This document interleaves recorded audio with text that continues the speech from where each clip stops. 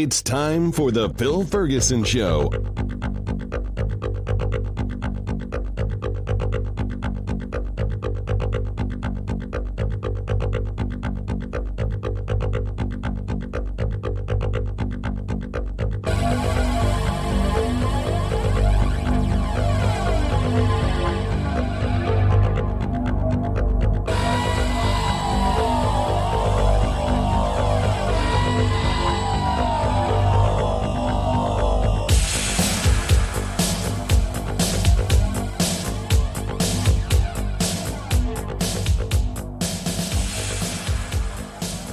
Buongiorno tutti. Hello, everybody. This is Phil Ferguson, and you are listening to the Phil Ferguson Show. This is episode 248, and we just got to February of 2018. Again, lots of fun stuff in the show today. Later on, we're going to talk about annuities and maybe how you can get out of a really big one that you've had for a long period of time. And we're going to talk a little bit about 401ks that may have been transferred without your request. So we're going to talk about that. But before I get too far into it, I want to do something totally different, I guess, and a little bit of fun. This is a sound clip from Saturday Night Live where they did a little skit as airline attendants and happened to mention God. So give this a listen. It cracked me up. So hang on, check this out. That's nice. 1250C is a real fun flight. We'll be soaring through the sky like a big old cat. Your crew is Spencer, Sabrina, and Gareth. Your comfort and safety is what we cherish. Fasten your seatbelts and pull them tight. And don't unbuckle if you see that light. Be sure to stay seated or you'll bump your head. And God's not real. When you die, you're dead. Damn it, All right, I really like it. It goes on and on, so I didn't want to get in trouble for having too much of it, but check out that it's Saturday Night Live. I think it's called the Flight Attendant Skit or something like that.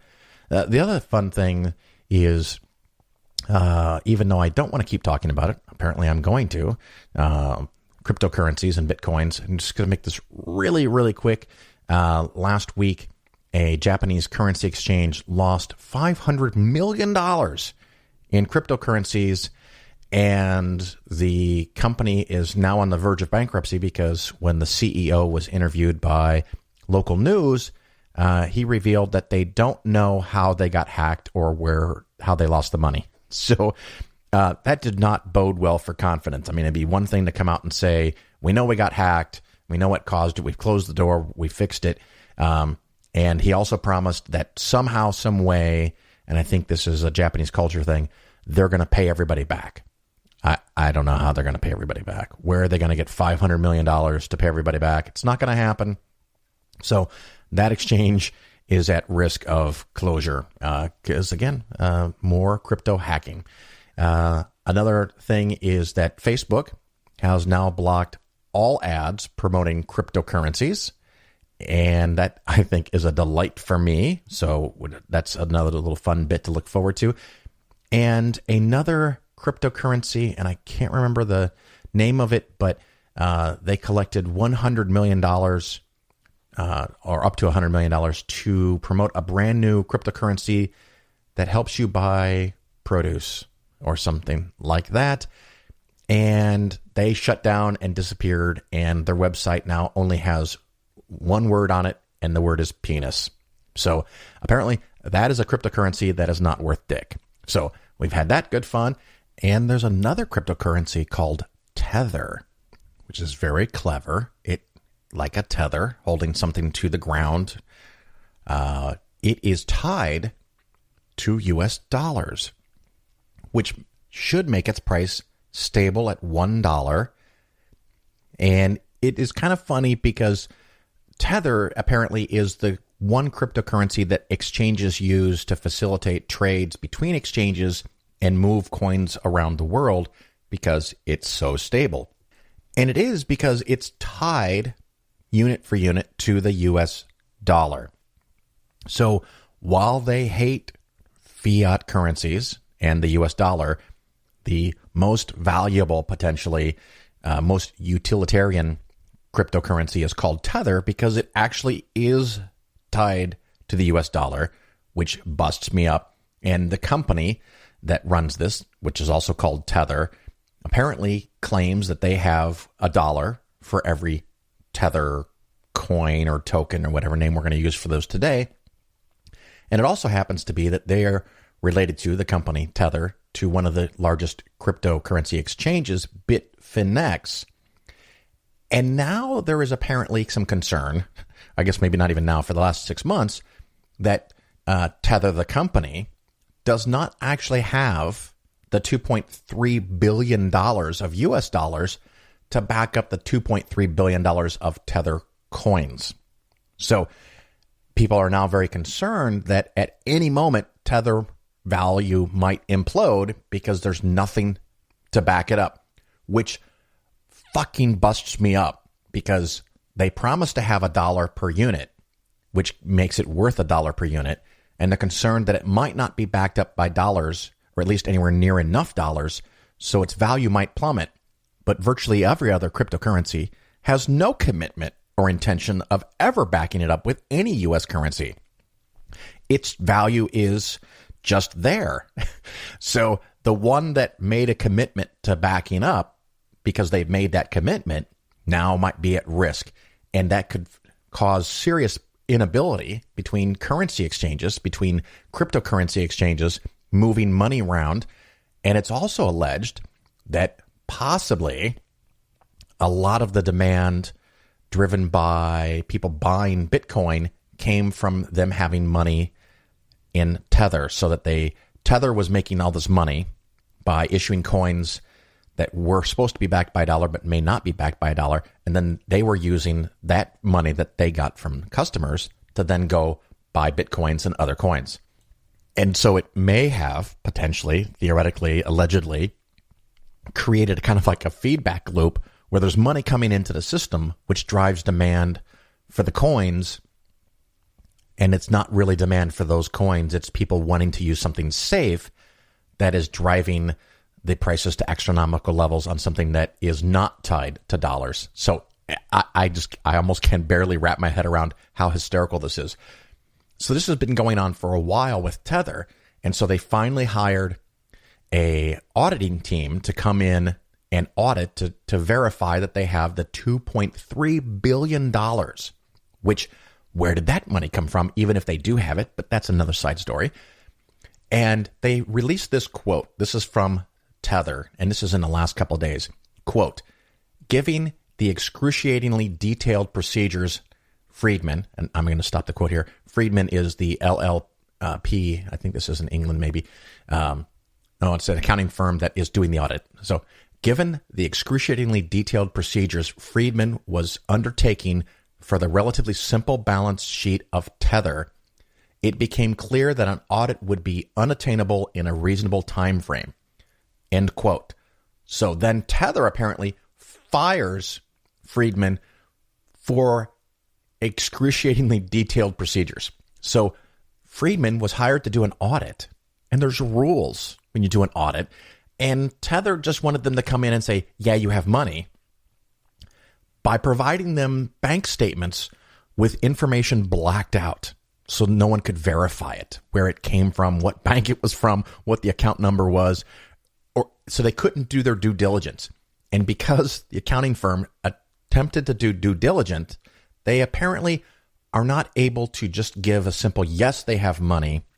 And so apparently, again, allegedly, Tether has fired them for making it too complicated because it should be really simple to verify. I could not make up a story like this. This is hysterical. And then the last little bit of information on cryptocurrencies this week in cryptocurrencies. Finally, the SEC, the Securities and Exchange Commission, has seized a bank, which turns out is not actually a bank, but a startup company that was claiming to be a bank, wasn't actually registered or qualified or did anything to be a bank, just called themselves a bank. And they were selling assets and taking money to do what's called an initial coin offering, or an ICO, kind of like an initial public offering for a stock, except for there is absolutely no regulation whatsoever and they had collected $600 million, and they got raided and seized, and the SEC took over the organization and captured all of their cryptocurrencies. Who knows what they're going to do with it? And someone said, it was kind of cracked me up, how can you freeze someone's cryptocurrencies? And the answer is you take away their keys.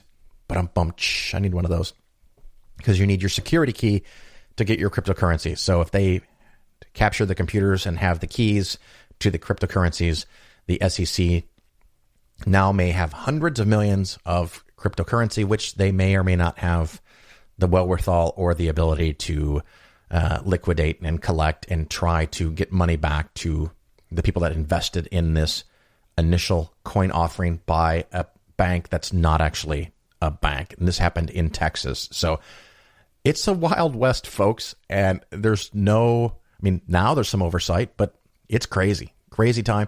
And the last little bit of fun news on cryptocurrency is that as of this morning, I'm going over here to Bitcoin is almost $9,000, down another 12% in the last 24 hours. So it is falling. Whether it goes back up or not, I don't know. It's not that I'm predicting that Bitcoin will be worth zero, but I am confidently saying do not buy them. Do not, air quotes, invest in any cryptocurrencies. That's my position. You can ignore me and buy them at your peril. And maybe you will be right. And you can tell me later on how smart you are. But it's not something I'm interested in. And I feel like I have the obligation because of my job to tell you to not buy them. So I think what we're going to do next is talk about annuities. And then after that, 401k, a little thing on 401k. And we have an interview with Michael Schaffer. And we're going to talk about his podcast. And I think you're really going to like that. We talk about all kinds of things. And then I'll come back and do some end of show stuff. We'll have fun there. So it's probably going to be one of those longer shows for those who enjoy that. We'll get right to it.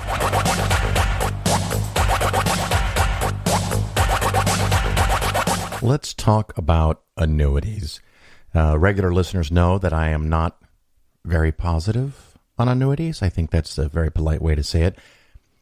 And it's not necessarily evil or wrong in every situation, but on a scale of 1 to 10, an annuity can often be down towards the 1 or 2 or 3 range. I have seen a few that I had to extend my range to 0, where someone made literally nothing for a couple of years, even while the market was up. And that is should be criminal, totally legal. But, that's the way it is.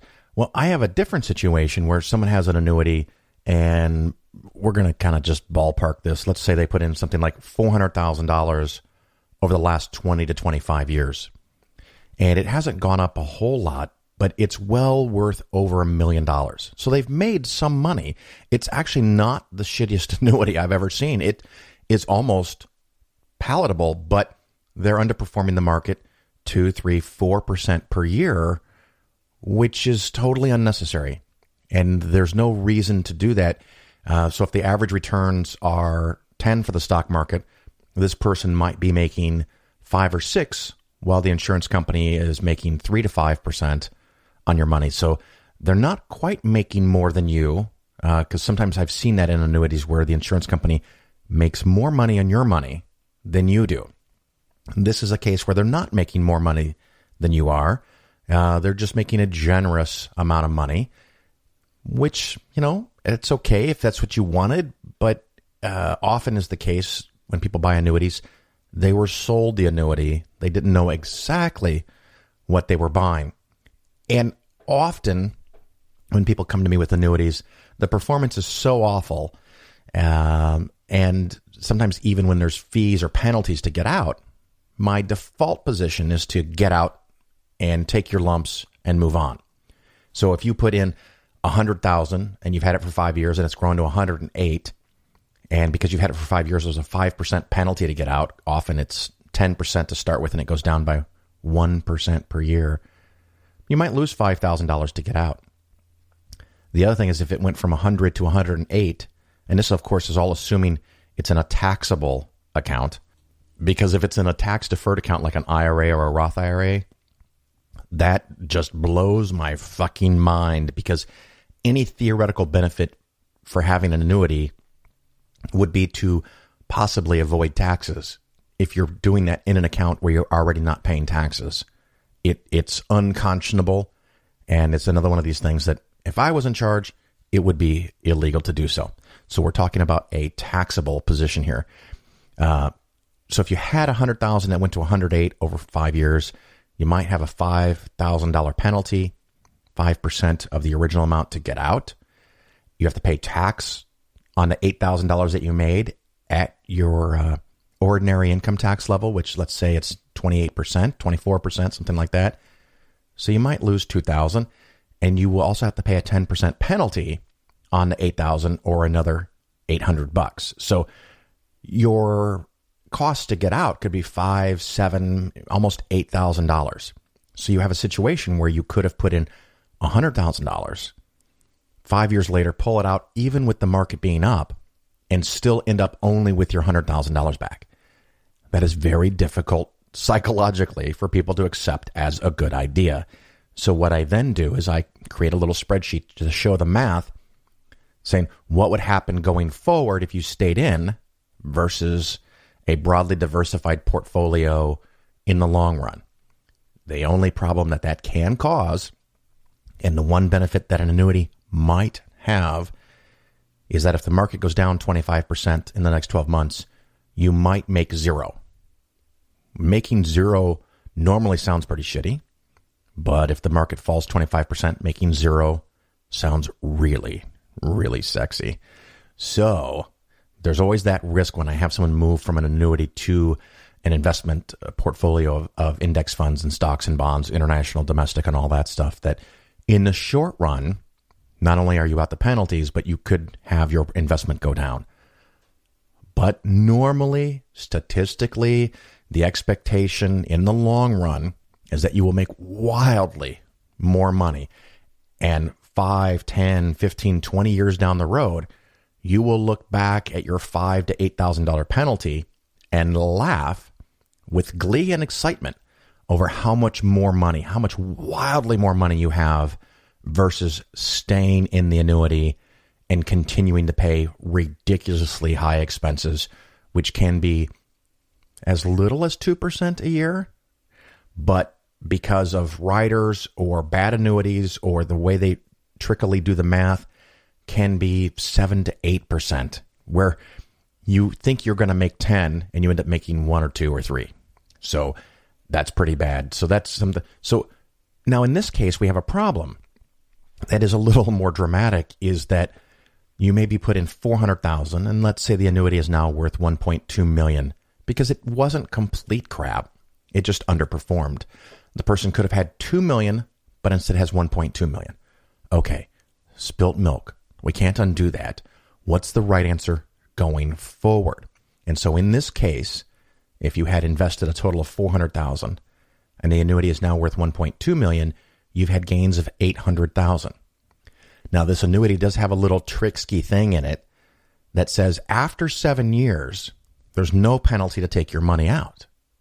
Well, that's kind of nice. So there's not that 10% or 5% penalty. However, it's 7 years after your last contribution. So this person has been adding money, which they should do normally with investments. You keep adding money every month. Well, that keeps resetting the deadline for when you have to pay a penalty. So that's kind of a kick in the nuts. Then on top of that, of course, because they're not old enough, 59 and a half, you have to pay a 10% penalty on all the growth of $800,000. You could lose $80,000. That's real money, folks. Not to mention if you sell it, like I would normally recommend for most people. In this case, you've made $800,000. That gets added to your income that year, and you're going to pay really high taxes, 33, 35, 36%, depending on your income level. And so you could pay, let's say, 33% tax, plus your state tax of 3 to 5% or more or less, depending on your state, plus the 10% penalty. You might lose $3,000 to $400,000 from this annuity, which you would think is going to make it really, really hard to recover that money. And there's some merit to that. But in this case, I did the math, and just in 8 years, we would expect to be better off by taking the money out, even with the tragic losses involved with selling it. However, paying $300,000 to $400,000 in fees and taxes is a tough thing to get over. And I'm kind of at this point where I'm like, I don't know that I can recommend that, because that's a lot of loss for the client. So I have to ponder that. So now we have another option, and this works because this person is, let's say, 53 years old, and you could wait 6 years and take out the money at 59 and a half and avoid the 10% penalty. So you have a way to avoid that 10% penalty. However, you have to pay the extra fees for the next 6 years. So are you going to pay more in fees than you're saving from the 10% penalty? So it's kind of a catch-22. You might be better off, and I did the math, and you're still better off to take it off and pay the 10% penalty versus waiting 6 years to get access to your own funds without the penalty. But I finally went to one more trick that I've done a few times in the past, and this is something you listeners can do, or if you have questions, you can contact me, Phil at Polaris Financial Planning. If you have an annuity that has actually gone up significantly in value and is of a large size, and you've realized that it's not good, or you want to know if it's good or not, of course, that's something I can help you look with. I have a company that can take that annuity and put it in Vanguard index funds. So we can dramatically, I'm talking going from 3 to 8% expense ratios down to under 2, and that includes Phil getting paid. So potential conflict here, because this might make me money, so keep that in mind. But you can have index funds, and then they have their own carrying costs and their own costs that, depending on the size of the annuity, can be less than 1%. And since we're talking about expenses and it's not a secret, and when everyone asks, I tell them my fee starts at 1% for 500,000 or less, which is currently my minimum client size, which may go up, by the way, because I'm still too busy. And it goes down for larger amounts above that. So you can get your total expenses down under 2%, maybe 1.5%, and stay in the annuity.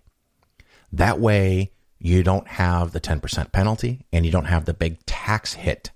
So that is called a 1035 exchange, where you're going from one annuity company to another annuity company. You're still in an annuity, and it's more complicated than an IRA rollover, but it can be done. No tax consequences, no penalty, and you can dramatically lower your expenses within the annuity. And you can get an advisor. You can do this with other advisors. I still recommend fee only, but they can do it. So you can get some help and radically lower your expense ratios and have this be part of your overall portfolio and your overall plan for getting to retirement.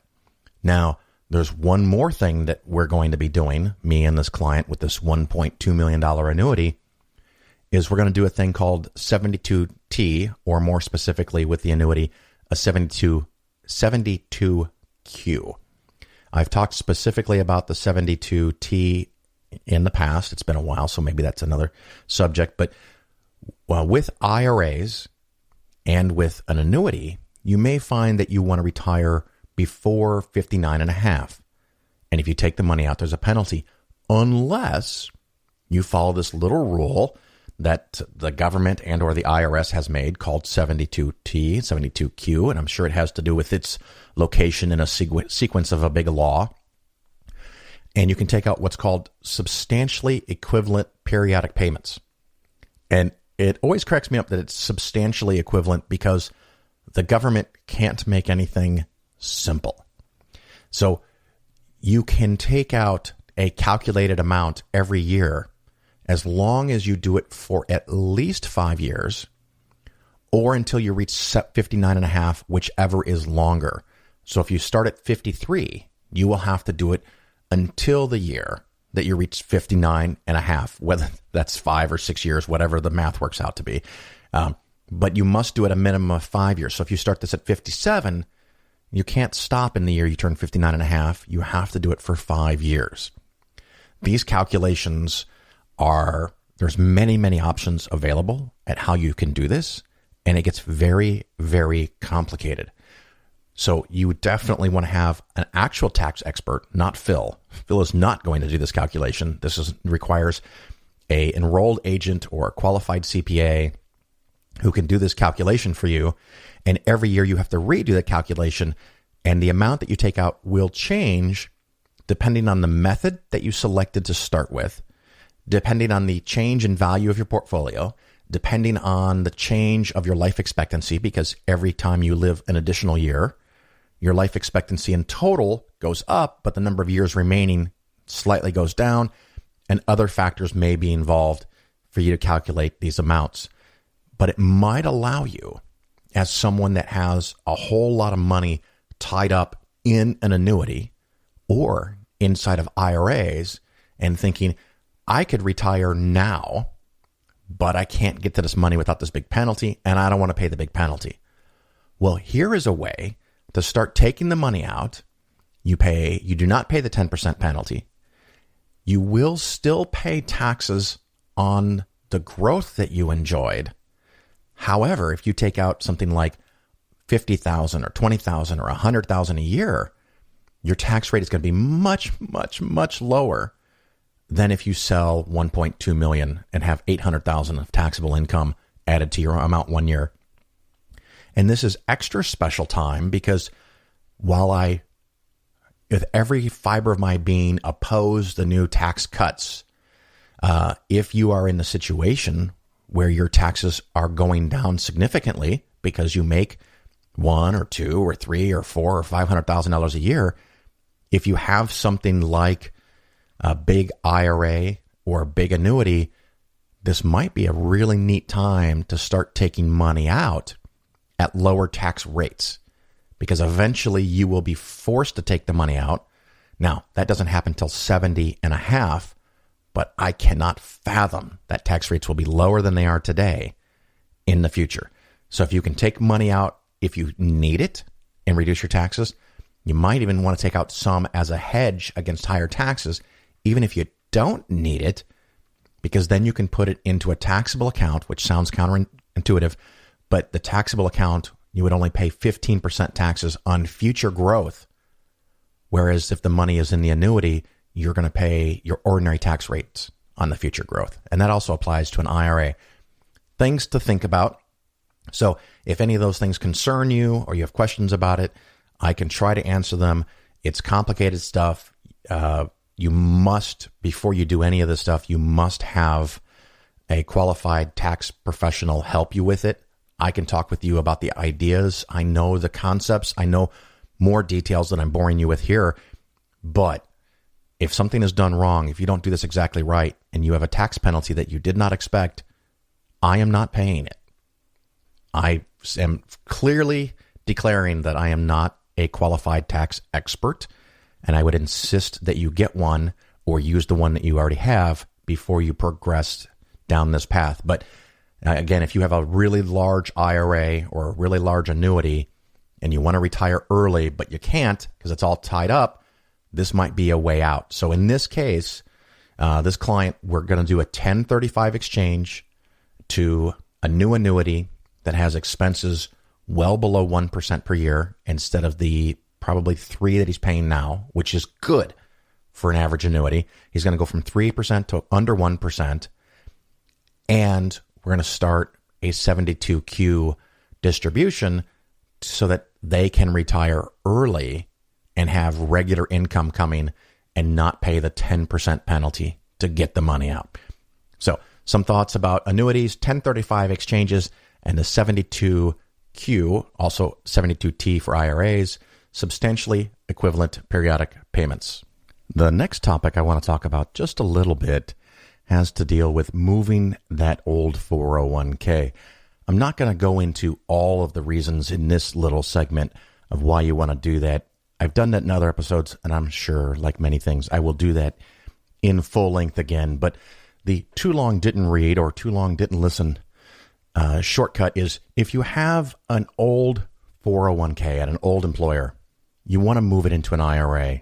And like I said, I've done that in other shows. If you have that problem and you want to talk to me about it, send me an email, Phil@Polaris Financial Planning. And as always, don't start by sending me documents showing me what you invest, especially if they include your account numbers and address and social security number or anything. Just send me an email, include your phone number. We can talk about it. We can find out what your options and choices and availabilities are. But one of the new things that I've started coming up is that sometimes companies, employers don't want to deal with old employees. I mean, it makes sense. And so there have come up a couple of companies, and the one that I've dealt with a couple times now is called Millennium Trust. And what they do is they take these old 401ks off the hands of the employers, and on your behalf, they convert your 401k into an IRA. Now, I don't know if there's size limits to this. The couple that I've seen seem to be a little bit smaller accounts, something under $50,000. They might do it with bigger accounts, but they're taking it off the hands of the employer, your former employer, and it's being held by them. And one of the things that they do, one of the couple things that they do, is they take everything that you had as investments and they liquidate all of it and put it as cash and pay you 1%. So you're not making, even in a conservative portfolio, 2, 3, 4% in a blended bond investment. And you didn't make the 22% last year that the stock market went up. And you didn't make the 27% that international went up. You made 1% for the entire year as they sit on the cash trying to find you. Now, how hard they're trying to find you, I don't know yet. It's a very interesting thing. And by the way, while they're paying you 1% cash, they're charging you fees every quarter to maintain the account, to send statements, which I don't know if they're sending them to you or sending them to the old address. And so they're making the benefit off of the amount of the money. They're probably investing it while they're paying you 1% cash and charging you fees. So, like I said, I've dealt with these guys a couple of times, and I have another situation where someone is trying to move the money, and I won't bore you with all the details, but they are not set up like a standard brokerage firm where you can move money easily, like from Vanguard to Fidelity, or from Fidelity to Schwab, or from Schwab to TD Ameritrade, which is the custodian that I use. It's not easy like that. There's extra steps. I think it must be. It's totally 100% legal, but they add in steps to make it more difficult to move your money. And so right now I have a situation with an account that's below $50,000 where if you look at all of the steps that are involved, there's probably 12 to 15 steps that we have to go through, including sending information to Millennium Trust, and then they send it back to my client, and then the client sends it to me, and then I send it to TD Ameritrade, and TD Ameritrade has to sign a certain form, send it back to me. I send it to the client.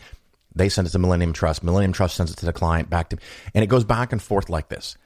And the intent, I think, and this is just me reading intent into it, is to make it so painfully difficult for you to move your money that you just give up. Now, they can hold your money as cash, or even more magical, they can assign an advisor to you who will sell you some funds so you don't have to deal with all the headaches and hassles of moving your money. And it offends me. So I wanted to talk about it, bring it up, and that's something that could be a problem for you when you leave a job and your employer loses track of you because you move and you get other jobs. Another reason you do not want to leave your money in an old 401k.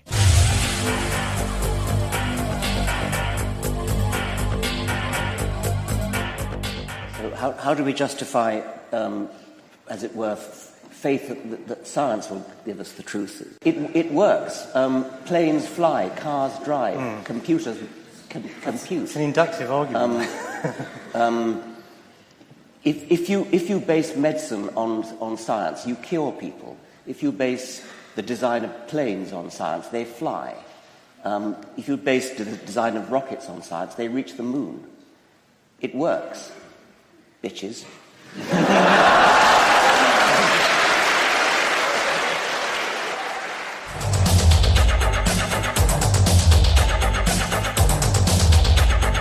All right, everybody, welcome back.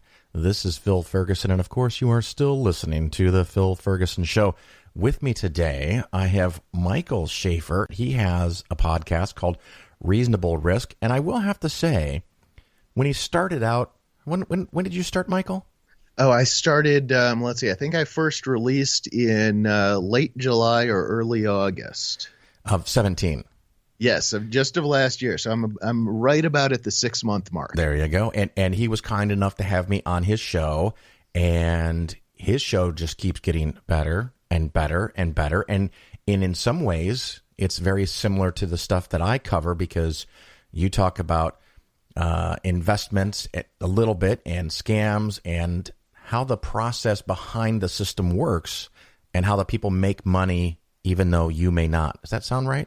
Yeah, exactly. And and first, I really need to thank you for being the first guest on my show of note. So that was you helped launch me out of the gate. But beyond that, the Phil Ferguson Show is one of the inspirations that I had when I was looking for where my place might be in the podcasting universe, and coming from atheism and skepticism, listening to you merge that with finance really struck a chord with me. And so I kind of hit that intersection, from a little bit different angle, but really in that realm of, where does business and where does real life meet skepticism? How do we use our critical thinking skills, not just when we're arguing on Facebook over the creeping theocracy or things like that, but also in our lives. Absolutely. I just yesterday had a meeting with another financial advisor, and we were talking about possibly helping each other out. And I was also suggesting to him that he does a podcast, and he has a pretty good voice. And he's like, I don't know, I just think it would be boring for me to talk about investments for an hour. And I said, well, what do you like to do? What is your hobby? I mean, macrame, what do you do in your free time? And he says, I'm really into baseball. And I said, okay, something I don't know, I don't understand. I mean, I can sit and watch a game, and I know enough things to get in trouble. And I said, do a podcast that's half baseball and half investing. And he's like, that's crazy. And I go, so is part finance and part atheism. That's nuts. and you know what? It works, because I think that with you've shown very well how as critical thinkers that have rejected religion and its trappings, we can use exactly the same thought processes to weed out other ills in our lives, whether that's financial ills, social ills, anything of the sort. If we think our way through it, that's where we get to answers. And I'm so delighted that we're moving this direction, because, maybe it was 5 or 6 years ago, I did give a talk at TAM, the Amazing Meeting. And when my talk was done, apparently I created a whole lot of controversy, because I went over some examples of investment scams and how they work. And a lot of people were like, finally, skepticism applied to something that's not Bigfoot and aliens and psychics, which is important. And then there were other people saying this is not real skepticism because it didn't have to do with aliens, Bigfoot, or psychics.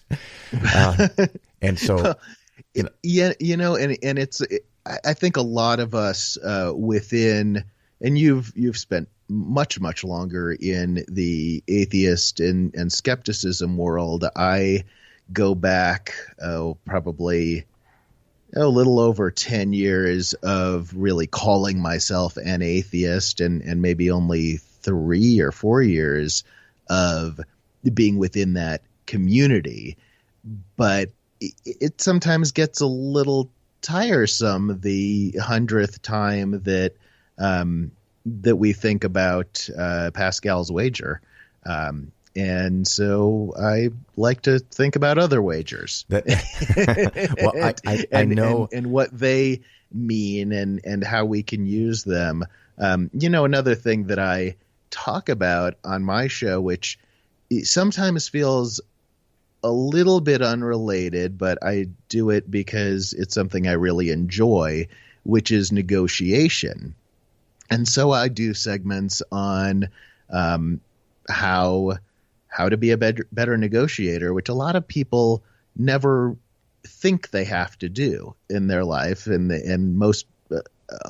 too many people really hate the idea of doing negotiation. It scares the hell out of them. And again, that's a place, though, where if you apply your critical thinking skills and your reasoning, you can make your life a lot better by knowing how to negotiate, knowing how to take control of your situation. Absolutely, and a lot of the psychology behind it, and I know one of the things that you have dealt with, if I understand correctly, you have a realtor's license, or is it a broker's license? I'm a broker. Okay. I actually, in Colorado, technically everyone's a broker. Every state obviously is different. Right. But I did, so I spent several years with a major brand name luxury brokerage. And then just last year, I was in the process of transitioning from a partnership that I had. And I was looking at different options as far as where I would hang my license. And I decided, and again, actually, I can credit you and Polaris Financial a bit in making me see, hey, you know what? Why don't I create my own brokerage, which I did, Reason Real Estate, and apply the same principles, apply the same business principles and ethical principles. That's something that's very important to me, even if it costs me some money. I would rather be ethical because in the long term, it really pays dividends. I think so. You did scare me because I thought you were going to fuck with me and say I followed your advice. No. I would never follow advice of a podcast. Yeah, good. I need to get a better disclaimer that someone else records that says never take advice from never take investment advice from a podcast, you dumbass, or something like that. But yeah, exactly. You have to go by the opening arguments rule of don't take legal advice. Yeah.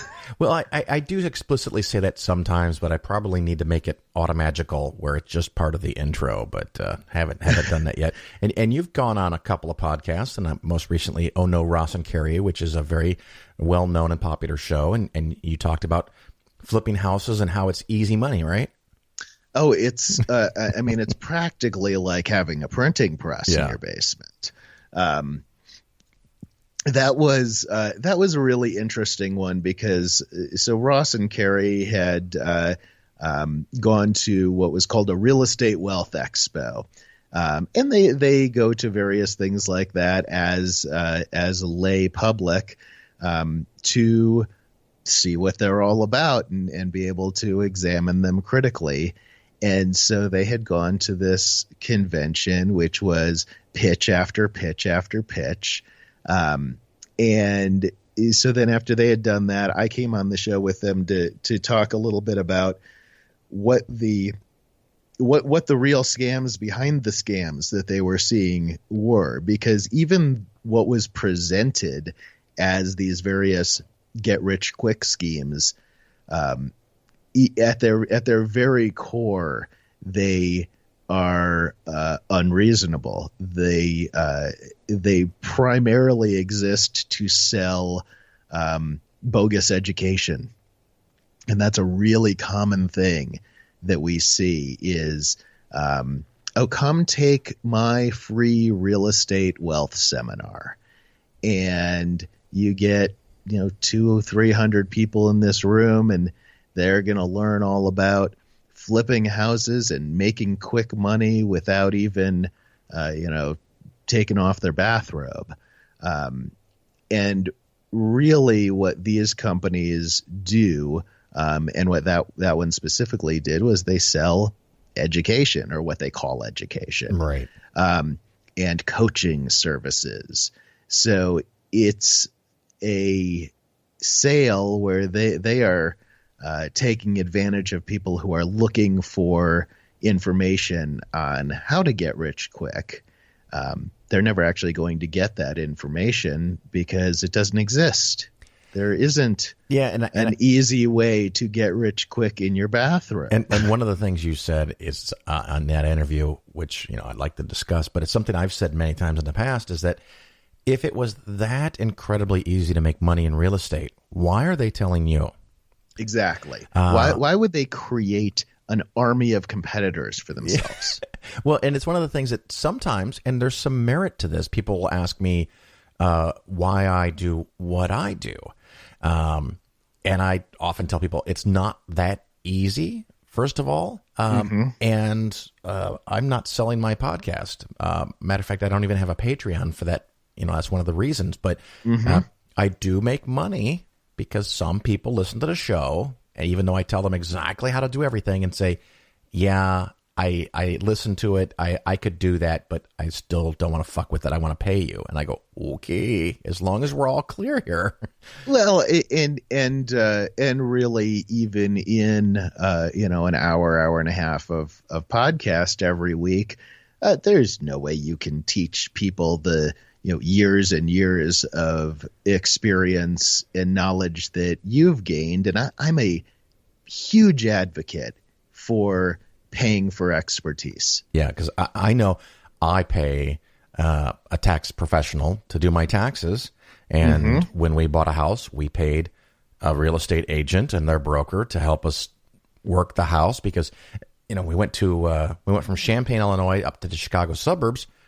And sometimes there can be different rules, different games, and absolutely. Different places have very different. Even within state to state, of course, there's very different laws. But even within a state, different towns, different counties can have different customs in real estate. A lot of things in real estate are come down to customs and norms as far as which side pays what and that sort of thing. And of course, if you know how to navigate that stuff, sometimes you can break some of those norms in various ways to your advantage. I think the first house we bought was in the Peoria market, Peoria, Illinois. I'm sorry. Yeah. Well, if it plays in Peoria, and the thing is that at least at that time in the Peoria market, the listing price for the house was comically high compared to what it would eventually sell for. Oh, and everybody knew that, and everybody chronic overpricing, right? And so, but if you come from Chicago or L.A. or Denver or something, and you drop in this town, the prices are so phenomenally low compared to what you're used to that you might look at a house and go, $180,000, and I get all this, I'll take it. Right. Whereas, are you kidding me? That would cost me $700,000 in LA. And the broker knows that a house that's listed for 180 is probably going to eventually sell for 150. And that's a huge huge difference in percentage terms. Wow. It was comically large. So we were very happy to have a real estate agent that said, okay, here's how it works here. Now, the next house we bought in eastern Illinois, in a town called Danville, east of Champaign. Oh yeah.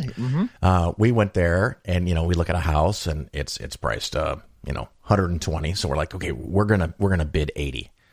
And the real estate agent was like, "Are you insane?" And we're like, "What do you mean?" And they're like, "You're gonna close. They're gonna be so insulted by that they won't even counter." And I go, What? That's what we did last time. And they're like, what are you talking about? I'm like, no. In this market, we try to put up the houses at a fair price. You might be able to talk them down $1,000 or $2,000, but they're not going to go down. And then other markets, people end up paying more for the house than what they're listed for. The listing price is kind of a little bit of bait on the hook to say who's interested and come on, bring the bids. And that's actually we're seeing that in the Denver market right now, and even I guess it's February today, but even in January, which is typically the slowest, one of the slowest months, Sure. December, January.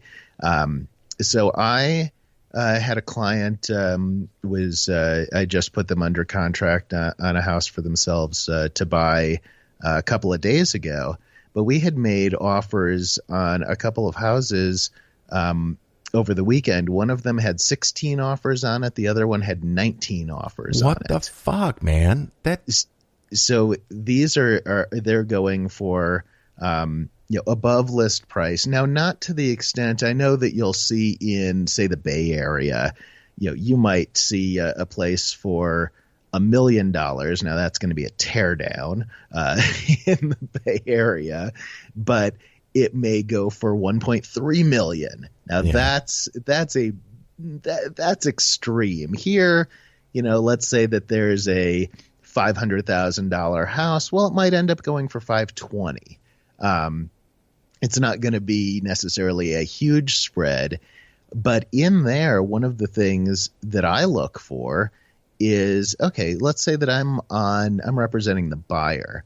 Well, I'm going to look for different ways to get them the house because they're making an offer. They want to buy the house, but I'm going to do it in ways that are not going to have them overpay. So generally what I do when I'm working on the buyer's side, and I work on either the buyer or seller's side, but never both sides. That's sort of that is legal here. It's legal in most places, in Illinois. and it should not be. What I do is once we've looked at a house, they say, okay, great, I want this house. I actually start from scratch. I take that listing price out of my head completely, and I go and I do a comp analysis, and I say, okay, let's say that there was no list price on this house at all. What would I pay for this house? And by building from the ground up, that way we're looking less at, okay, what are the pricing games, and more, what's the real value, and what's an appraiser going to see? What's an appraiser going to look at? Because the appraiser looks at things very differently. They do, and the whole appraisal thing and property taxes, of course, that becomes giant games too. We had we lived in a little town called St. Joseph, Illinois, which is I've been through St. Joseph. Most people have been through it. Yes. Well, I grew up in Chicago. So. It's the patron saint of real estate, by the way, in case you didn't know. I do know, and they make little St. Joseph statues that you can buy, and you're supposed to bury it in your front lawn. Very nice. And that is supposed to get your house sold. We actually had one that was given to us. It wasn't and not in jest with a house that we were selling in Los Angeles. That we never actually did end up selling. And so St. Joe, well, we didn't do what we were supposed to and bury him in the yard, but he didn't do his job. Well, that's awful. We had some neighbors that... It was 2008, so I can't really blame St. Joseph as much as I can blame tax cuts and lack of regulation. We had some people that had moved into our neighborhood, and they had moved from a very modest, small, affordable house into a much less modest, much nicer house, more space, and the house price was almost double. And the house they had been in for many years, and this is a thing I've seen in most counties that I have knowledge of in Illinois, they are really, really bad at updating property values for calculating property tax. And it's something that blows my mind. When property values are going up, the county will sometimes take 5, 10, even 20 years to reappraise your house. Oh, wow. And you would think that's where you're making a lot of your money. You'd be on top of that shit, right? Every year, right? You would think so. Property taxes are they're done differently in every state. In Colorado, they are reassessed every 2 years. So it's set. It's on a schedule.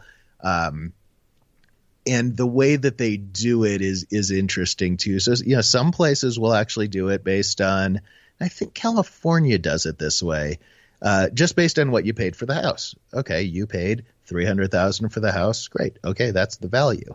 Which they'll do sense. that if the price is within normal parameters of a straight arm relationship. Right. Yes, exactly. It can't be you bought the house from your cousin for $10. I was just thinking $10. You must be psychic. Yeah, that won't fly. Well, now in Colorado, do they have a deduction for your property taxes? Like, because what they do in Illinois, this is going to be fun. We'll see if you have a house that's worth $100,000, they divide it by a third, and so the base value is $33,000, and the standard deduction might be $20,000, and so you pay property tax on $13,000 worth, but then the rate's really high, and so that's how the formula works. There is a similar weirdness here where you have your value of the house. Say the value of the house is $200,000, and then there's a calculation that brings it to the assessment value, which might be $20,000. And there are some exemptions, like there's a senior exemption if you're I can't remember which age it kicks in at, but let's say 60, somewhere around there. Yeah. And if it's your primary residence and you've lived there for 10 years, you get a big property tax rate reduction, which is that's I think a great way to moderate property taxes for older people on a fixed income. That works really well. So there are some things like that. But one of the interesting things here is it doesn't matter one bit what you paid for your house as far as what the assessment value is going to be. Yeah, that's what I've seen in Illinois. They don't use that number at all. Right. They only use the number of the comparable sales. So they have some algorithms. Every county does it on their own, and some are better than others. And one thing that I do, so every 2 years they reassess, and you have an opportunity to protest your assessment if it's not reasonable. So one of the things I do for my clients is I'll take a look, once the assessments come out every 2 years, I'll take a look and I'll say, you know what, you could go ahead and protest this. Here's some data for you. You can take this to the county and you should be able to get a reduction. Or in many more cases, I'll look at it and go, yeah, you know what, it's pretty close. Well, and if you want to go to the county to go through that process to save $50 a year, have at it, but it's not worth it. Yeah, the friends that we had, they bought the house that was twice the value, and they didn't understand how property taxes were calculated. They didn't understand that their price had not been properly adjusted for a decade. And so they assumed that when they bought a house that was twice the price, they would pay twice the property tax. And when they got their first bill, they freaked out because it was 5 times what their old house was, not twice. Yikes. And I'm thinking to myself, did you not check? Did you not understand what the rate is? Did you not understand? No, they had no idea. They just said, I bought a $150,000 house and I paid X. If I buy a $300,000 house, I should pay X times 2 in property tax. Well, that's not how it works. And that is the kind of thing, getting back to using expertise, that's the kind of thing that an expert that's working with them should be talking to them about. Yeah. Yes, it's a negative. I'm sure that broker or agent wanted to sell that expensive house, but they're not doing the greatest service to their clients by not saying, and hey, the property taxes are going to be about this, and so you should consider that into what your monthly payments are going to be. A lot of times people omit a lot of information that might be negative when they're trying to make a sale. And I don't do that. I actually go the opposite way. In fact, people tell me I'm nuts all the time because I will more often than not tell somebody not to buy a house than I will say, oh yeah, you should buy this house. Yeah. Because as you're going around, you're looking at houses, you're looking for a place. It really is more about eliminating the bad than it is about finding the perfect. Nothing's perfect. Yeah. But you want to make sure that you're eliminating the places that have the real issues for you. And they might not be issues for other people. But if they're issues for you, you should know about it. And often the consumer isn't going to know. They're not going to know the questions to ask. That's I have a passion for financial literacy, and I think you do too. I think that's fair to say. Yeah. I think that everyone, both individually and kind of as a whole, I think we'd all be better off if we were more financially literate. So I try to practice that. I try to practice what I preach, if I could be called a preacher. I was wondering if you could give us a few topics that you've had on recently so you can pique some listeners' interest. What else have you talked about? Oh, sure. Well, I have, so I bring on different guests, and sometimes they're experts. Sometimes it's more life stories. The common theme is decision making. So just let's see, last week or a couple of episodes ago, I interviewed the owner of a marijuana dispensary chain. Oh, nice. And so we talked about, what are the things getting into a business like that has big potential rewards, but wow, does it have risks? You've got licensing with the state. You've got an issue that the feds don't consider you to be legal at all. And you've got security issues, all sorts of things. So I talked with him about, how he went about considering those things in his business as he was building it. And one of the things that was kind of fun about it was that we actually did the interview in one of his grow houses. I was going to ask if you did the interview high. That was going to be my question. Oh, well, no, it wasn't high, but wow, it was pungent. Yeah, and the funny thing is, I am not a fan of odors in general, and the smell of pot generally, I find very repulsive.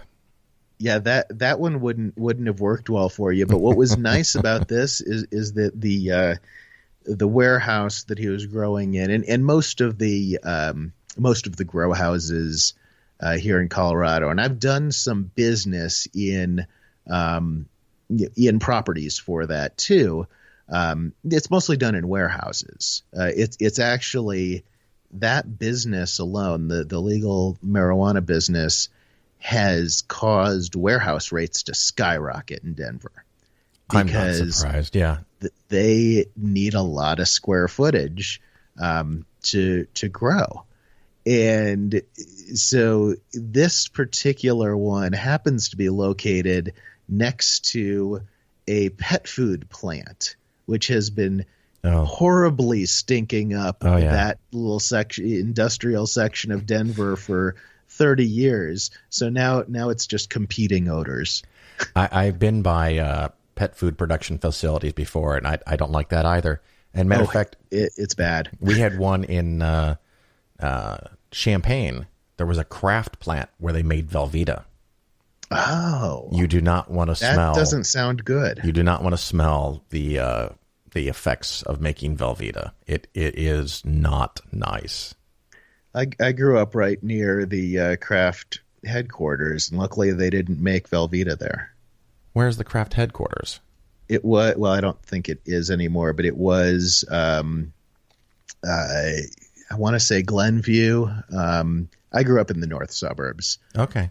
So it was, I think it was Glenview, but it was right around there somewhere. Very nice. Now, I didn't know you grew up there. I actually grew up in Naperville. Oh, okay. You're west suburbs. Yeah, but although at some period in our life, my wife and I lived in Park Ridge and Evanston and Joliet and now New Lenox. Park Ridge, the home of Hillary Clinton. Is that so? I didn't know. That was where Hillary grew up, was in Park Ridge. Now, I'll see if you recognize these streets. Are you ready? Patooey and Dempster. Oh yeah. Toohey and Dempster streets. Yeah. There's on Dempster, I don't know if it's still there, but one of the greatest miniature golf courses is right over there. I don't know. It was funny. We were parking. We were just fantastic. Went up to Niles last week because we were searching all over Chicagoland for a very specific liqueur because we had an 80s party. And what's the 80s liqueur? I've got to know what liqueur screams 80s. Yeah, and we found several things, but this was the one that I wanted. That it was very common in the bars and college bars in the 80s, and it was Maui Tropical Schnapps. Maui Red Tropical Schnapps. And it's not very common anymore, but it was huge in all the bars, in part because it's stupid cheap. And we finally found a place. We found a website where you can put in the liquor you want. It'll tell you where you can find it, which was kind of cool. Ooh! And so we drove an hour to buy what ended up being a $4 bottle of liquor. and that was probably $20 worth of gas. Yeah, yeah, and you know it was you take red Maui Tropical Schnapps and you put it in a little orange juice. And it's like drinking red Kool-Aid, and it's very low alcohol content, and it has a little bit of tropical, meaning pineapple, coconut kind of flavor to it. And it's very lovely. But the other drinks we had Alabama Slammers. Mm-hmm. We had Long Island iced teas. Ooh, yeah. We made kamikaze shots. I found some other things like Rumple Mints. Oh, yes. Well, actually, I remember you had posted something recently on Facebook, and Rumplemints was my response. I something. I can't remember what it was. What I had asked was what drink says 1985 to you? Oh, is that what it was? Yes, Rumplemints was my answer. We found Rumplemints. We found Goldschlager. Yes, Goldschlager. Now there is a great little marketing study. Let's take some little tiny flecks of what we call gold, and put it in here and see what we can charge for it. And I remember back in the 80s, Goldschlager was the shit. I mean, at least it was in college. It was the pimpin' drink. Yeah, that was like you were living large with your Goldschlager. And Goldschlager is high octane cinnamon. And how did they not maintain that? How did they fail to market, and how did they get just crushed by Fireball? That's a good question. Because Fireball is now the shit. Everybody has to have freaking Fireball. Well, and Rumplemints just disappeared. I mean, it absolutely disappeared. But I remember, oh my God, in college, doing drinking Rumplemints, Goldschlager, Jägermeister. Yeah, we had Jäger. People don't really drink that too much anymore. That's some horrible stuff. I've always liked Jäger, man. Don't be like that. So my nickname in college was Jaeger, because not because I liked Jaeger, because I hated it, but it was apparently the last thing that I drank before passing out one night early in college, and the name stuck. Now I'm trying to remember it. What is the other anise flavored drink that's from Italy? Sambuca. Well, it's like ouzo, but it's not. Yeah. But right, the Italian version basically Yeah. of ouzo, which I can't stand the taste of black licorice. I adore, and I have recently Sambuca. Yeah, Sambuca. I have recently discovered I guess it's distillery in Italy called Lazzaroni. And we went into the liquor store, and I was looking for the Lazzaroni Amaretto. And the guy goes, Lazzaroni? And I go, no, it's Lazzaroni. And he goes, no, it's pronounced Lazzaroni. And I go, okay. Well, it's kind of like when you go into an Italian restaurant and you know that it's pronounced bruschetta, but you have to order bruschetta because otherwise they won't ouch. know. It one of those things. But the Lazzaroni, I am now convinced, not only has the absolute best amaretto, bar none, better than Di Serono, which is nice. That's the classic. Yeah. Right, and they're the marketing kings. But the Lazzaroni amaretto is better. They make a really high quality limoncello, and they have now my personal favorite Sambuca. So if you absolutely love the sugary sweetness of black jelly beans, I mean, if you grab a bag of jelly beans and you pick out all the black ones and you must eat them, the Lazzaroni Sambuca, I shit you not, is like the liquid form of straight up sugar black jelly beans. There's nothing else worst. fucking around with the flavor. There's no alterations. There's no secret spices. It's just anise. And if you like that flavor, and there's nothing smoother than this stuff. It's amazing. It's kind of like liquid magic in a bottle. Well, I'll have to leave that one to you, but the amaretto sounds great. I love a little amaretto in coffee or anything like that. Well, the secret amaretto is perfect. The secret trick that they make is this company, which is like 200 years old because it's from Italy. They first started making cookies, which in Italian is biscotti, and they make cookies. They make a certain cookie, and then they let them dry out completely, and then they crush them into a fine powder. And when they're done distilling, I guess, fermenting, whatever, the amaretto, they filter it through the cookies. And wow, that's what they bottle. Who came up with that? I don't know. I mean, it's a crazy thing. And you take a little sip of this, and you're like, how can amaretto be that smooth and that tasty and that? I don't know. It's just incredibly flavorful, but it's not powerful, and it's smooth. And you put that in, some orange juice or whatever, like you said, a little coffee, and I'm hooked. And the thing is, it's under $25 a bottle. I told the guy at the store I shouldn't have. I said I'd pay $40 for this, and he's like, But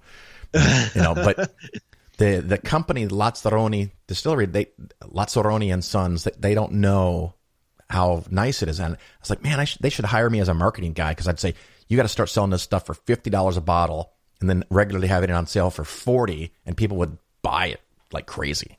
Well, sure, but the other side of that is their marketing expenses are could make it so that even selling it at 40 or 50 might not be as profitable. Yeah, it's so weird. I was in a conference, and I went up to the bar. And sometimes they have those roll-away bars, and they have a table behind them with some liquor. And I asked for an amaretto and an orange juice. And the guy picks up this bottle, and I go, whoa, not that. And he goes, this is the amaretto. And I go, I'm not drinking that. I mean, it was like one of these $3 bottles of amaretto. And I go, I want the Di Serono. And he's like, that's not amaretto. And I said, pick up the bottle and read it. And he picks it up, and he looks at it, and he goes, Di Serono amaretto. And he goes, I never knew what this was. And I'm like, how can you not? You're the bartender. And he goes, I've just turned 21. And he says, and I'm poor, and so I drink $3 amaretto. And I go, don't ever do that again. But I hope you gave him a nice little tip so that he could go buy himself a bottle of decent amaretto. But that was kind of funny. Okay, so you've had on liquor experts. No, wait, no, you haven't had that. Yeah, so we've done marijuana. We've done. So I've gotten into several some mental health topics, because it's something that I deal with. I deal with depression and anxiety. So we've talked about some mental health issues and how that can affect your decision making, right? Because I do try to relate everything to decision making, and so that's something where a lot of this comes out of I played poker professionally for a few years, and so that is actually where a lot of these lines of thinking started for me. So in poker, say, when you have you could be mentally deficient for a short time because you have taken a bad hit, and you are not going to make your best decisions then. Now, when you say bad hit, I mean, you're probably talking about cards. Yeah, well, when I say bad hit, a bad beat, you've just lost a big pot. Right. I just want to make sure we were clear for the listeners. You didn't sit there and shoot up and get a bad hit. No. I was not dropping acid. I just want to make sure we're clear, because I think you're right. A really bad drug hit could affect your ability to play poker. Oh yes, that definitely could happen too. But so let's say that you've just lost a big pot, and it was whether it was because you made a mistake or the cards just fell wrong, doesn't necessarily matter. The quicker that you can realize that your thinking might be altered, the better off you are, because everyone else at that table knows that for a little while you could be off. Yeah. And they're going to attack that. And that happens. There's a lot of things that I can take from the poker table and really apply to other situations in life, because it is the one thing within a casino, and I know you're not one for gambling, but poker is the one thing in a casino that you can win at consistently, because while there is certainly luck involved in it, over the long run, it's a skill game as opposed to feeding quarters into a slot machine. I mean, and it's one of those things that you're basically competing against everybody else, and the house gets a cut no matter what, which I'm okay with. But it's the games where you perceive you have a chance to beat the house, and the odds say no. I mean, occasionally some people do, but correct. The odds are no, and I just can't do that. I remember when I was in high school, my friends and I started playing poker, and I won every dollar every game, and no one would ever want to play poker with me again. I was going to say, you got to leave some out there. You've got to keep the economy of the game humming. Yeah. By having enough of the money spread around. So now I will say, before continue to play, before any listeners get any wild ideas, I probably have not played a hand of poker since I was in high school, and I'm now 50. So if you have any imagination that you want to challenge me, I concede. I suck because I haven't done it in 30 years, but playing my high school buddies, I cleaned them out over and over and over, and then they never played again. So, yeah. And so some other areas that I've gotten into, and I've had some other guests that are familiar to your listeners. Had Hemant Mehta on. I heard of him talking about some of the things that he experiences as he does his activist work, and then gets shit on by various politicians and activists all across the country. Yeah, he's had some good fun with that. I actually had met Hemant. Well, actually, I still have never met him in person, but I had met Hemant when I was an agent in L.A. It was just before he had written his first book, I Sold My Soul on eBay. Right. I was a literary agent, and I get a call from the one of the co-presidents of the agency's office, which is always a scary call. You never wanted that as a junior agent, but what part of my job was securing life rights to people, and so Billy Crystal had read an article about Hemant's eBay experiment. And so Billy Crystal called his agent, who called me and said, "Here's an article, go find this guy." And so that was actually my first introduction to sort of organized atheism, was go find this guy who sold his soul on eBay. Yeah, it's interesting that you used the word organized, but I understand. Well, at the time, and I've never been religious. I was raised Jewish. I was bar mitzvahed. Never really went back into a temple after that. It was kind of a take the money and run thing. Yeah. And then I had always been kind of agnostic and, dabbled in deism and that sort of thing. And the first time I ever knew that there was sort of a group of atheists out there in the world was when I ran across Hemant. Yeah, and it's weird because it had a while where it grew like crazy. And now there's some conflicts and there's some problems and maybe it overextended. But it's a growing percentage of the population. And I think it's, fingers crossed, it's going to keep growing. But I do worry. One of the jokes I say is that the nice thing about the internet is you can find anything you want. The bad thing about the internet is you can find anything you want. So if you get the harebrained idea that chemtrails are chemicals, you can find support for that. If you think maybe the earth is hollow, you can find that. If you think the universe is controlled by magnetism, not gravity, you can find that. It's out there, man. It is. And I always wonder to what extent, or it's sort of a self-feeding cycle, because some people get some crazy ideas and then some people come in to exploit those people who have those crazy ideas. Yeah. And they make, you've got somebody like a David Avocado Wolf, who just makes his living by posting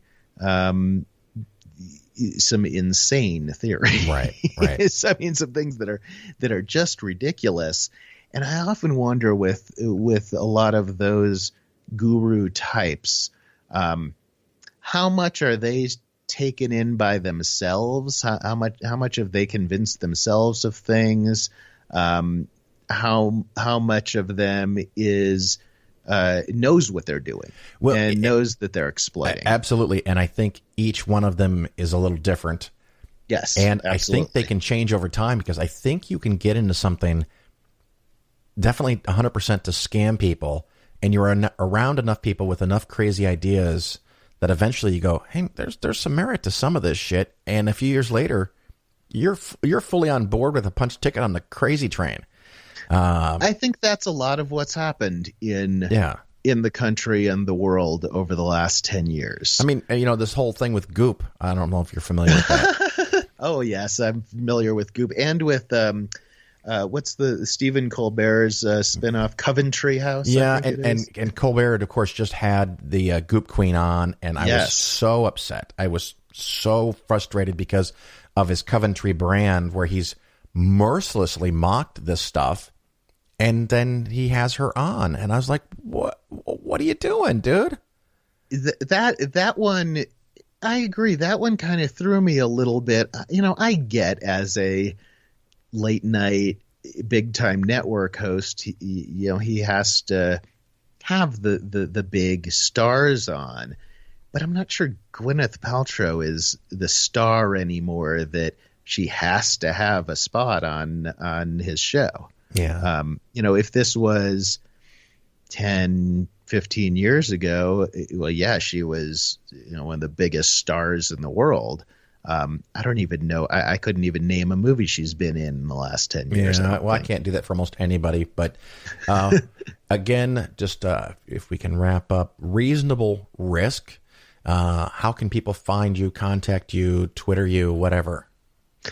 So reasonableriskpodcast.com will get you to everywhere. The podcast can be found on your iTunes, your Stitcher, everywhere fine podcasts are given away for free. And Twitter, I'm at Reason Broker.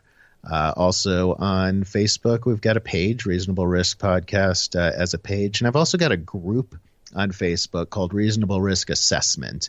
And that's a closed group where We can talk about things that are brought up on the show or things that aren't brought up on the show.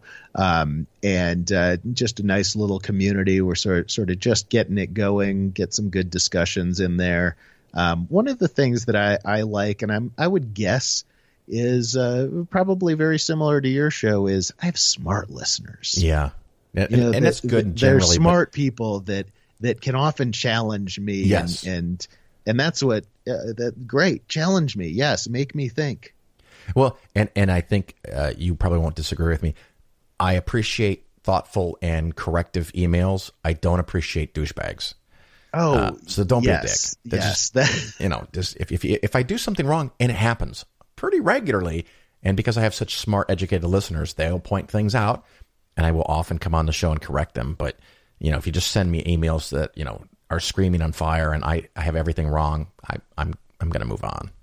Have you gotten many of those regarding Bitcoin and cryptocurrency? Yeah, and actually, matter of fact, that was probably the single hottest inbound emails, and I've talked about it on the show a little bit, so I'll keep it short here for my listeners because I don't want them to get too tired of it. But the email would basically be something like, everything you said about Bitcoin was wrong.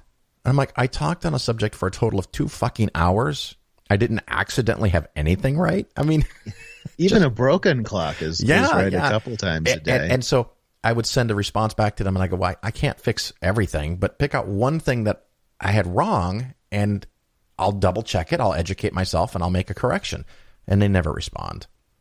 Well, in with that, it's amazing how quickly once Bitcoin, cryptocurrency, all really came to public light, which was just in November, December. Right. We're only a month or so later, and the entire thing is coming down. I think that is the case, but I'll bore my listeners with that some other time. Absolutely. Michael, thank you so much for coming on. Listeners, of course, Reasonable Risk Podcast. Go check it out.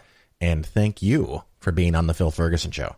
Well, thank you very much, Phil. I really appreciate it, and I enjoy your show. I enjoy your show weekly, so keep it up. Great. Thanks a lot.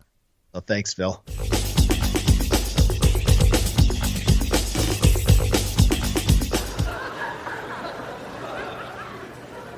There are people who believe that dinosaurs and men lived together, that they roamed the earth at the same time. There are museums that children go to in which they build dioramas to show them this. And what this is, purely and simply, is a clinical psychotic reaction. They are crazy. They are stone cold fuck nuts. I can't be kind about this because these people are watching the Flintstones as if it were a documentary.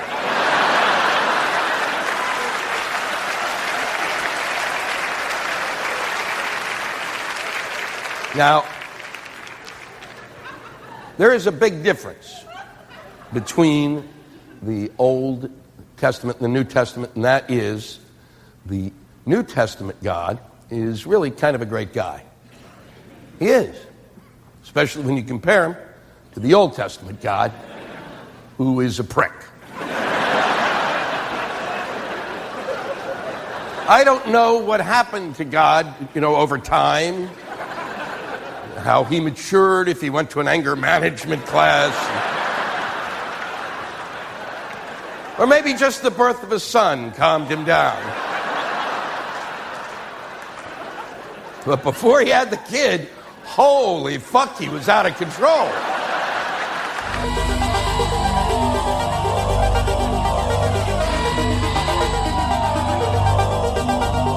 You're listening to The Phil Ferguson Show. Once again, we've gotten to that part of the show where I get to do a little cleanup and wrap up for the show. I've got a couple of fun emails from some listeners. One was a couple that is, pushing 40, I guess. And they said that even though they've never put more than 10% in, plus employer match, that they could have over $2 million by the time they turn 62. We did have a nice talk about it, and I did remind them that they have to think about inflation as well, because $2 million 20 years from now, while still a lot of money, won't be anywhere near as big as it seems today. If inflation is just 3%, it will be effectively half of that amount. So again, they pointed out that they love my phrase that 10% is the suck-ass minimum. If you start at 22, always do 10%. You probably can have enough to retire by 62 or 65 with Social Security, assuming that that's going to be around. But for most people, 10%, just straight up, mathematically proven, not going to cut it for you unless you get really stupid lucky. And not everybody gets stupid lucky. So most people, 10% is not going to be enough. You have to save more than 10% somehow. I have another email in here, and I'm just going to read it to you. It's not too long. Thank you for taking the time to devote to the podcast. I can't tell you how much I love it, how much I've learned, and how much it has changed my perspective on money, savings, investments, etc. Not to mention the myriad of fascinating guests you've interviewed and topics you've covered. Honestly, even if it was 10 hours long, I'd want it to be longer. Well, I'm touched. Thank you very much. And they did put a little note at the bottom, which busted me up. In Italian, it says lunga vita e prosperità, which is long life and prosperity, which comes from Star Trek Live Long and Prosper. So that was great fun. It doesn't look like there's any new reviews on iTunes or Stitcher, so nothing for me to read to you from there. If you've already given a review, thank you. Thank you very much. I greatly appreciate it. If you haven't, please consider doing so. It would mean an awful lot to me. Other things to catch up on. American Atheist, we've been doing a membership drive, and me, a.k.a. Polaris, committed to helping up to 200 people get membership at American Atheists, and you would pay $5, and Polaris pays the other $30, because it's $35 for the year, up to 200 of those memberships, which would cost me $6,000. Last I heard yesterday, there was only about 20 spots left. So by the time you hear this, it may be full, but you could go check, because they're supposed to turn that off right away. And on top of that, people have donated additional money of about $600. So thank you for those who kicked in a little extra to compensate for the fact that you were getting free membership, or at least $5 membership, I should say. And you gave some extra money. Thank you very much for that. And it's nice to know that American Atheists will have almost 200 new members, and hopefully a good chunk of them will stay year after year and pay membership dues to support an organization that supports you, and the lawsuits that they do, and the membership and the community aspects that come with all of that. So I'm very, very excited that that went so incredibly well. I had a limit for that to run 2 months, and in a day or two here, it'll be 1 month, and it's going to be full. So it's just a matter of minutes or hours before it's full. Of course, I will be at the American Atheist Conference at the end of March, so I look forward to seeing you there. And I just made plans to go to NanoCon, which is the Nashville Nuns Convention. That is March 17th. It's a one-day convention, and it has a lot of newer speakers, people that have not given a lot of talks, and they're doing multiple tracks. So you might often have to pick and choose between 1 or 2 or even 3 speakers at the same time. I am expecting to do 2 different things there. One will be a TED-style talk for 18 minutes. I'm going to have to work on that, explaining Bitcoin and the problems with it. So I have to take stuff that I covered in my 2 one-hour shows and try to boil that down to 18 minutes. And I've got to decide what to cover and what not to cover. So that's going to be a challenge for me. The other thing I will do is a workshop, which will likely be longer. I don't know if it's 30, 45 minutes or 60 minutes, but it will kind of be an open discussion for people that have questions about investments. So if you want to know about a certain type of investment, that will be an opportunity to come and see me in person and ask that. And for the entire workshop, I will field any and all questions about investments or investment-related things and try to answer them to the best of my ability. If I get stuck, I may have to take notes and get back to you and do some research. If no one has questions, I might just present some general information about how markets work and talk about risk or something like that. So a lot of fun. That's going to be in the Nashville, Tennessee area, of course, because it's the Nashville Nuns. So Google that. I'll be there March 17th for that. I'll be at the American Atheist Conference, probably several other conferences during the year, but I haven't got anything finalized. And, I don't want to get too far ahead of schedule here. Thank you so much for listening to the show. I greatly appreciate it. And I thank you for those who write reviews. And I thank everyone who shares the show with their friends. I really, really, truly, deeply do appreciate it. And I hope to see you in person sometime soon. Until then, ciao.